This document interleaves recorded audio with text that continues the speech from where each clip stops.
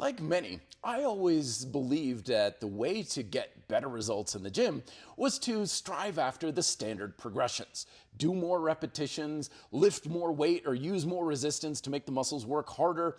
And therefore, if you're striving for saying, I need to do more reps, I need to lift more weight, that's the thing to strive for in order to get better results.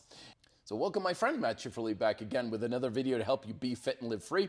And in the previous video, I talked about how striving for the wrong objectives in your training can kind of distract you and lead you astray. So even though you're, quote, doing everything right, you're not necessarily achieving that which is going to truly get you the results that you want. Now, one of the clearest tenets of successful training is that you need progression in your workouts in order to stimulate the changes you want. So if you just always do 3 sets of 10 push-ups the exact same way, you're gonna make some initial progress, but then you won't make any progress beyond that because your body's successfully adapted to handle exactly that. So naturally, you need either more reps or volume, or you need more resistance in order to keep progressing. However, several years ago, things started to take a really interesting shift when I was doing more research for my latest book, Be Fit and Live Free, which is basically my 15-year-long quest to figure out the fundamental nature of how fitness actually works. And one of the biggest lessons that I learned from researching that book is that the results don't necessarily come directly from what your diet or your workout program is.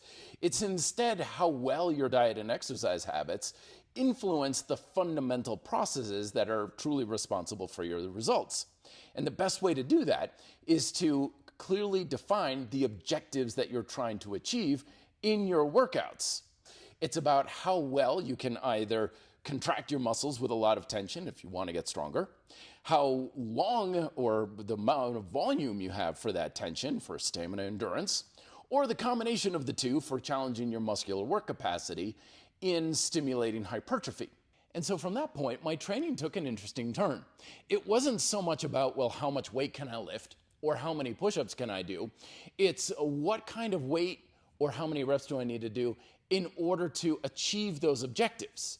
So I started doing different exercises like archer push-ups. Okay, that's a lot more resistance on my pushing muscles, and I can really feel my right pectoral really clench a lot more. So good, I'm achieving the objective of strength a lot better.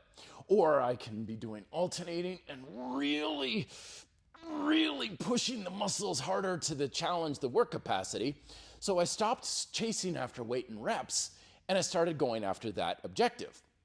But then an interesting thing started to happen, is after a few workouts, I started to notice, well, now if I want to achieve the objective of how much tension I can get in the muscle, or how many reps it takes me to challenge the work capacity, well, now I either need to do a lot more repetitions in order to do that, or I need to add more resistance. There we go. Now I'm achieving that objective like I want because the exercise kept getting easier. I wasn't making progress because I was adding weight and reps. I was adding weight and reps because I was making progress. And I was making progress because I was achieving those fundamental objectives. It's a subtle shift, but a very important one, because it's not going to change necessarily what you do in your training, but it will change what you're putting your attention towards. Because at the end of the day, our training is almost entirely successful at helping you achieve the actual objective you're trying to get to.